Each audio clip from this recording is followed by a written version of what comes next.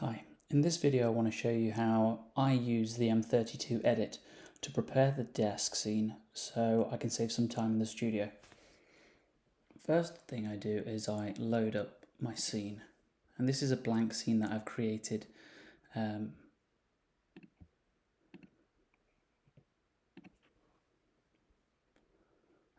what I'm going to do is I'm just going to show you how I might rename these things. So I'll obviously plan which microphones I'm going to use and how many I want for every instrument.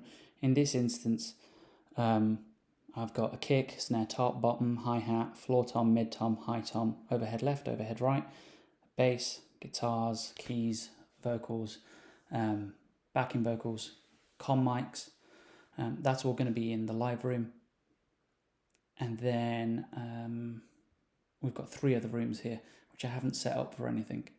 So first things first is configuring the inputs and the outputs. These should be already set up in the scene, but if they're not, I'll show you how to do it. If you click on routing and then click on the record option, highlighted in blue, we can see where the inputs are coming from. So in my case, channel 1 to 8 is coming from local 1 to 8. 9 to 16 is local, which means it's plugged into the back of the desk, and 17 to 24. The only thing I've changed is my channels 25 to 32 are coming in from the card. That means that channels above 25 to 32 are going to be coming from my computer. That's so my band can listen to the click track or whatever might have already been recorded in Logic previously. Now, to rename any of these tracks, you can right click and then you can change the name here. You can also change the color of the label. If you have a look at mine, I've labeled all my drums green, my bass in blue. My bass is going to be a bass DI, so I'm just going to write that in. Then we've got guitar amp, keys. Keys is also going to be recorded with a DI input. Lead vocal, backing vocal, and a comms mic. So let's have a look.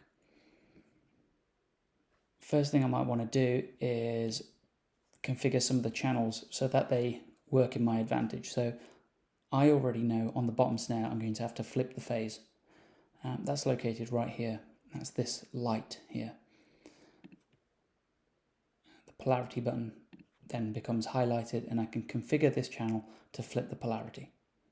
I know that on the hi-hat I'm using a condenser mic, so I can give it phantom power. When I load the scene, it will turn the master volume down and it will turn on everything for me. Overhead left needs phantom power, so does overhead right. You can also pan these by going to the channel and bringing the pan all the way to the left, then all the way to the right. Bass DI, it's a DI box, so it needs phantom power. Guitar 1 and 2 are going to be dynamic mics, so we don't need that. Keys DI needs phantom power. Vocal lead, that's going to be on a condenser mic, so it needs phantom power. And for now, that's all I want to turn on right now for configuring my channels. And you can see when I go back to the mixer button at the top, I can see the polarity switch has been engaged in the bottom snare. Phantom power has been given to these channels here. These have been panned. Phantom power has been given to the DIs and the vocal condenser. Moving on, I want to configure my headphones. So headphone 1, I can click on it here. I've configured the headphones for my bus outputs. So bus 1 will be headphone 1. Now what I'm going to do with this is I'm going to set this up for the drummer's headphones. So if I click on here and then right click on the right hand side of the screen, I can change the name for drum headphones. And I can even color it green. That way I know green is drums and that's the headphones that they're wearing. And I can even start thinking, well, what might the drummer need to hear? So I know I'm playing to a click track, so I'm going to give him some logic. I also know that they're going to want to hear some bass, and I'm not giving them a lot. I'm just going to around -20. I can ask them later on, what they want to hear more and less of. But right now I'm just making some guesses as to what they want. I'm just going to give them a little bit of guitar, and what they hear is in mono. I've not configured it for stereo. Headphone 2 following this is going to be for my bass. So right click, bass, headphones, change the color so it matches it, and then bassist is going to need to hear themselves. They're going to need to hear the vocals, maybe some keys, some guitars.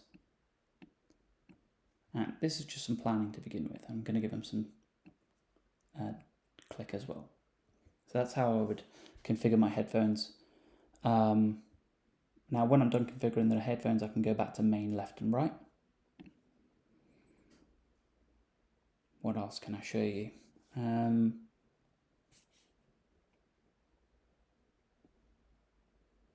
I'm not going to do any volumes because when I load this up, the very first thing I'm going to do is line check every instrument, select them, set the gain, and then listen in, see if it needs tweaking with placement or changing the microphone.